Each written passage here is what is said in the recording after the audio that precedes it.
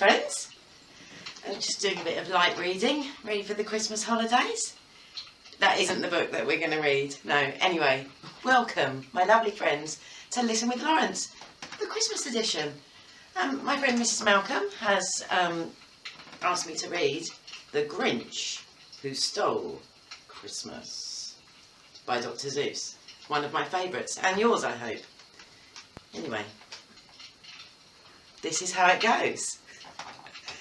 Every Who down in Whoville liked Christmas a lot. But the Grinch, who lived just north of Whoville, did not. The Grinch hated Christmas, the whole Christmas season. Now please don't ask why. No one quite knows the reason. It could be his head wasn't screwed on just right. It could be, perhaps, that his shoes were too tight.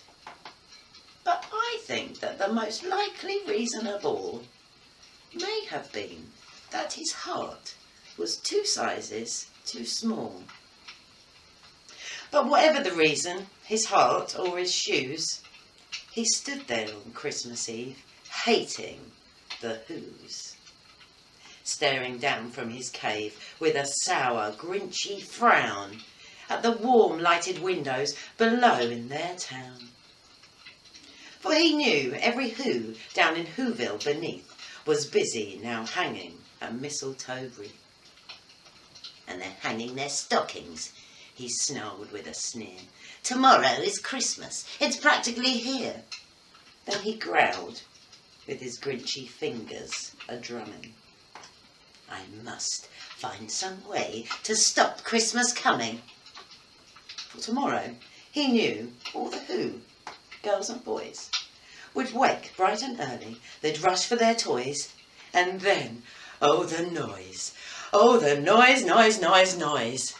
Oh, that's one thing he hated. The noise, noise, noise, noise!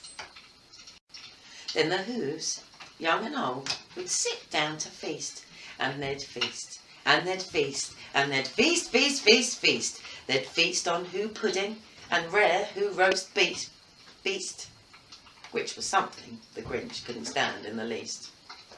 And then they'd do something he liked least of all. They'd stand close together with Christmas bells ringing, and they'd stand hand in hand, and the Whos would start singing.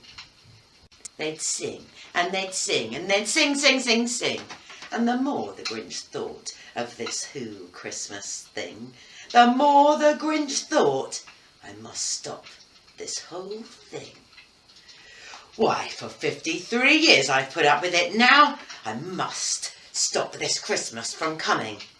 But how? Then he got an idea. An awful idea. A wonderful, awful idea. I know just what to do, the Grinch laughed in his throat, and he made a quick Santa Claus hat and a coat, and he chuckled and chuckled. What a great Grinchy trick! With this coat and this hat, I'll look just like St. Nick. All I need is a reindeer. The Grinch looked around. But said reindeer are scarce, and there's none to be found. Did that stop the old Grinch? No. The Grinch simply said, if I can't find a reindeer, I'll make one instead. So he called his dog Max, and he took some red thread, and he tied a big horn on top of his head. Then he loaded some bags and some old empty sacks on a ramshackle sleigh, and he hitched up old Max. Then the Grinch said, "Giddy up!" And the sleigh started down towards the homes where the Whos lay a snooze in their town.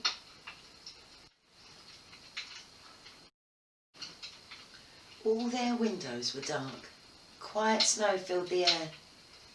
All the Whos were all dreaming sweet dreams without care. When he came to the first little house on the square, this is stop number 1, the old Grinchy Claus hissed, and he climbed to the roof, empty bags in his fist. Then he slid down the chimney, a rather tight pinch. But if Santa could do it, then so could the Grinch. He got stuck, only once, for a moment or two. Then he stuck his head out of the fireplace flue, where the little Who stockings all hung in a row. "These stockings," he grinned, "are the first things to go." Then he slithered and slunk, with a smile most unpleasant, around the whole room, and he took every present. Pop guns and bicycles, roller skates, drums, chessboards and tricycles, popcorn and plums. And he stuffed them in bags. Then the Grinch, very nimbly, stuffed all the bags, one by one, up the chimbley. Then he slunk to the icebox. He took the Who's feast. He took the Who pudding. He took the roast beast. He cleaned out the icebox as quick as a flash. Why, that Grinch even took their last can of Who hash. Then he stuffed all the food up the chimney with glee. "And now," grinned the Grinch, "I will stuff up the tree." And the Grinch grabbed the tree and he started to shove, when he heard a small sound like the coo of a dove. He turned around fast and he saw a small Who, little Cindy Lou Who was not more than 2. The Grinch had been caught by this tiny Who daughter, who got out of bed for a small cup of water. She stared at the Grinch and said, "Santa Claus, why? Why are you taking our Christmas tree? Why?" But you know that old Grinch was so smart and so slick. He thought up a lie, and he thought it up quick. "Why, my sweet little tot," the fake Santa Claus lied, "there's a light on this tree that won't light on one side. So I'm taking it home to my workshop, my dear. I'll fix it up there and I'll bring it back here." And then his fib fooled the child. Then he patted her head and he got her a drink and he sent her to bed. And when Cindy Lou Who went to bed with her cup, he went up the chimney and stuffed the tree up. Then the last thing he took was the log by the fire. Then he went up himself, the big old liar.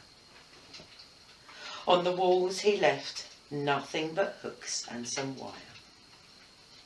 And the one speck of food that he left in the houses was a crumb that was even too small for the mouses. Then he did the same thing to all the Who houses, leaving crumbs much too small for other Who mouses.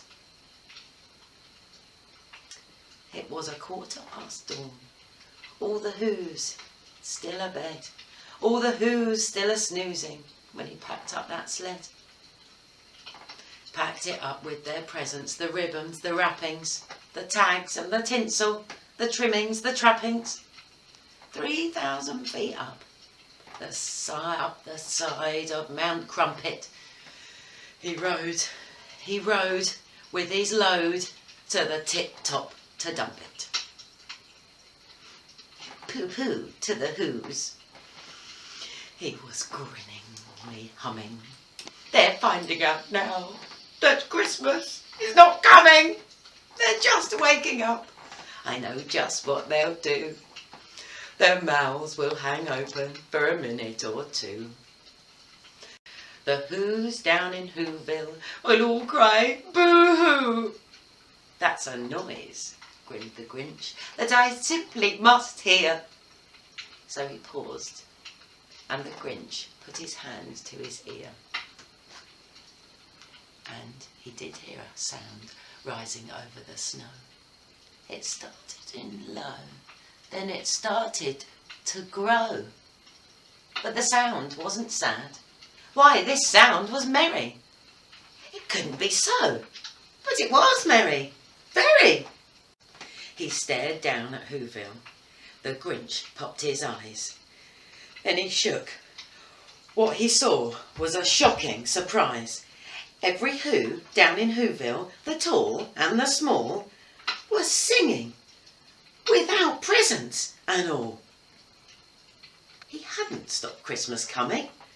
It came somehow or other. It came just the same. And the Grinch, with his Grinch feet ice cold in the snow, stood puzzling. How could this be so? It came without ribbons. It came without tags. It came without packages, boxes or bags. And he puzzled 3 hours till his puzzler was sore. Then the Grinch thought of something he hadn't before. Maybe Christmas doesn't come from a store. Maybe Christmas, perhaps, means a little bit more. Well, what happened then? Well, in Whoville they say that the Grinch's small heart grew 3 times that day. And the minute his heart didn't feel quite so tight, he whizzed with his load through the bright morning light. And he brought back the toys and the food for the feast, and he himself, the Grinch, carved the roast beast. The end. Have a very, very, very Merry Christmas, my friends. And hopefully a very, very Happy New Year. I will see you all next year, my friends. And we will sing, sing, sing, sing together again. Please find joy. Hug the ones you love. I love you all. Thank you so much. Goodbye. Merry Christmas.